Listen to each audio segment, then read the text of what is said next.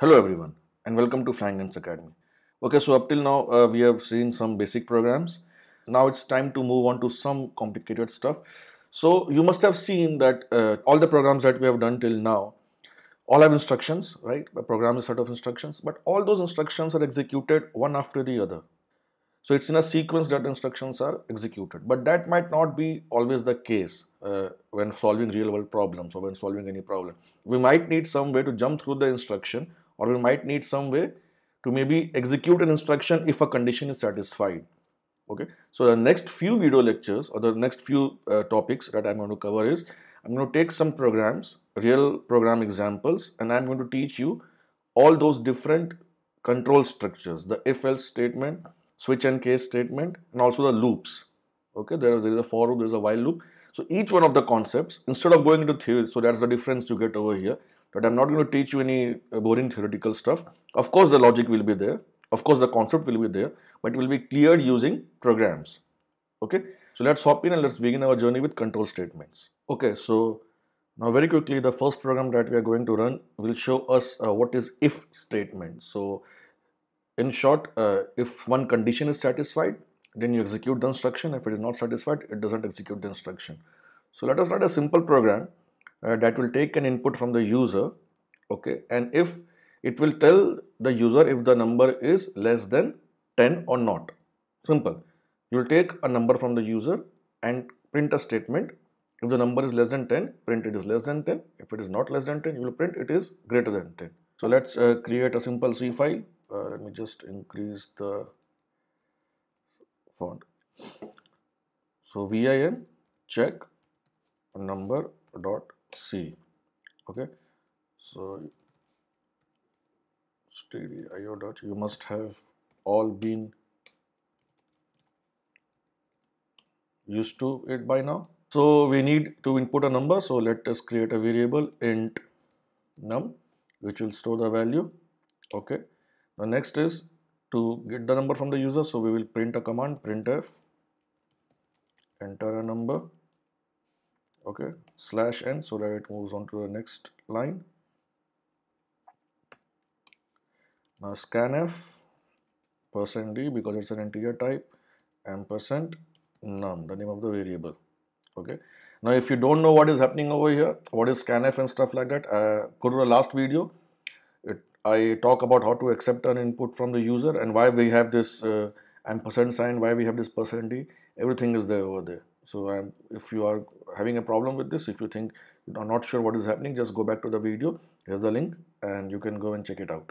Now we have to check if the number is less than 10 or not. So how are we going to check that? So the command is if. So again, this is a keyword. Okay, this is a command if round bracket open num is less than 10 round bracket close. So this over here is our condition, this less than, okay, this less than symbol. Then what we're going to do, we're going to again, now see, just like this is a set of instruction inside the function, what will happen after if is we're going to give curly braces open printf the number is less than 10 slash n, this is a printf statement, and then curly braces closed. So what this means is that if this condition is satisfied, everything which is inside these curly braces, all the instructions will be executed. Okay, only if this condition is satisfied. So let us close this. Let us save and quit. GCC, compile it. Done. A dot out. Okay, enter a number. Let's say enter 5. The number is less than 10. Cool. Let me just type it again. Let's say enter a number 23. It doesn't say anything. So which doesn't really look nice. You know, it's good if the program tells us, okay, this number is also greater than 10. So now what are you going to do about that? There is something called as else. Okay, another keyword is else. So let's say else, again brackets open, printf the number is greater than 10. Pretty simple, right? If you look at it, it's like simple English language. So we have taken a number, we have printed a message, we have taken a number. If the number is less than 10, this is the syntax. If, round brackets open, variable name less than 10, the conditional statement, this is the condition that we are checking.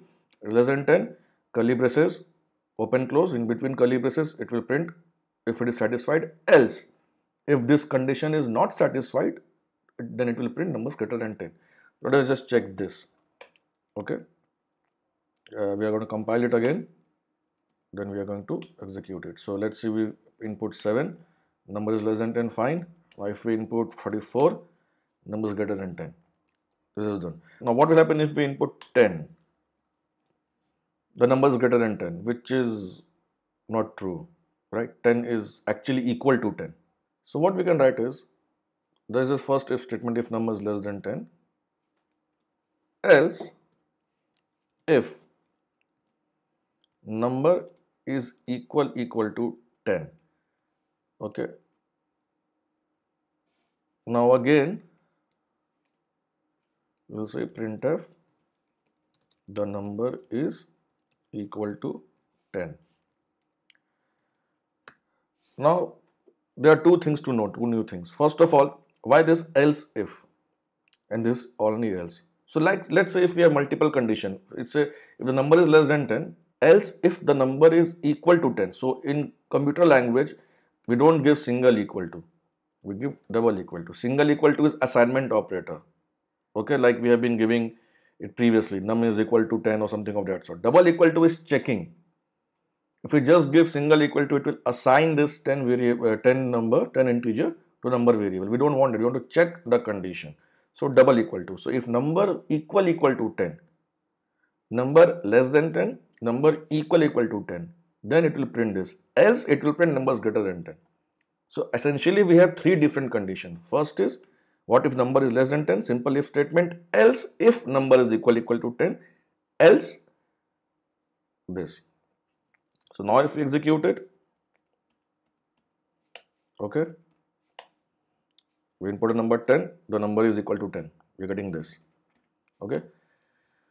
Just extending on this, we would like to have a program which tells us if the numbers lies between 1 to 10, 11 to 20, 21 to 30, 31 to 40 or 41 to 50. Pretty quickly. Okay. Again, we will have some new concept over here. So first of all, we want if to check if the number lies between 1 to 10. The logic would be if number is greater than equal to 1. Again, see, this is again a operator, greater than equal to. So if it's greater than equal to 1, then this will be true. So it contains 1 is inclusive of it. Okay, so we have number greater than equal to 1. So this is the syntax for it. Okay, if number greater than sign equal to 1, and what we have to check? We have to check if the number is less than 10 as well. And number is less than equal to 10. Again, look at this statement very carefully. Okay, what it means, if number is greater than equal to 1, so 1 is inclusive from 1. And if number is less than equal to 10, so from 1 to 10, so greater than equal to, less than equal to. This means that 10 is inclusive and 1 is inclusive. Now what is this ampersand? And we call. So again, just like we had double equal to compare, we have double and to combine two statements. So what this means is, if this statement is, if this condition is true and this condition is true, then the number is less than 10. Or we can write the number lies between 1 to 10. Okay. Now again, we want to also check for 11 to 20. We cannot say if the number doesn't lie between 1 to 10, it will lie between 11 to 20. Okay. So extending on this, we'll write else if num is greater than equal to 11 and num is less than equal to 20, the number